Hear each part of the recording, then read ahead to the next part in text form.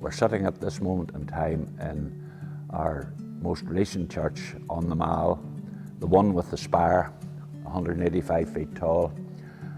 Was built in 1879, and it is capable of holding about 850 people comfortably, although we've had more than that at various funerals and events. It's supposed to have cost about £10,000 to build, which seemed like a very small amount of money in this day and age.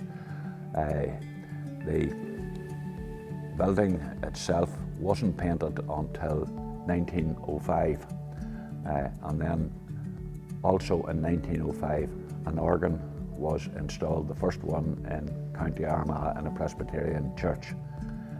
The building that we came from was in Abbey Street, and still is in Abbey Street, was erected in 1722, and at this moment in time it would house the Trian, and is built of Armagh conglomerate, or we would know it as Armagh marble. It was also a large building, or is a large building. It had galleries all the way around, and folk, when they sat in their pews, each pew had a little door on it, and you rented your pew.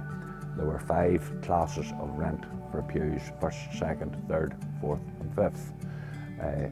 The first rental fee, you were sitting close to the minister, and then by the time you were in the 5th grade of pew rental, you were sitting way up in the back or somewhere rather insignificant. Happily, we've done away with pew rents, and everyone, when they come to church, can sit wherever they like. First come, first served.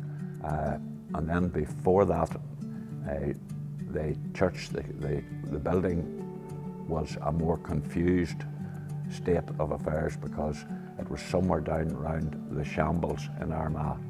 It was also stone built. It was a large church, but we can't fully verify exactly where it was because the maps of those days were pretty vague and not terribly accurate. But in 1760, Roke's map shows the old meeting house at the Shambles and the new meeting house in Abbey Street. The building at the Shambles was built of stone. We think it may have had a thatched roof. A very big building, one of the biggest in the north. There were pews the whole way around, and probably had pew rental then too, but the records are extremely scarce. We only have session minutes from 1707 to 1728, which is after the building was erected. There are a few memoirs. Mrs. Hope Goodall kept a diary. She was a Presbyterian in Armagh, and she would have had some description of the building. And there was a Mr. Ash who also examined the building in 1703 and gave the description that I have just given: stone walls, pews, well-built pews, a pulpit, and the roof again thatched.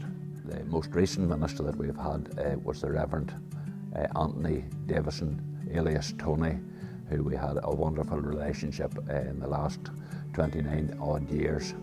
A great motivator, a great pastor, and we had a very useful and wonderful time with him in First Armagh.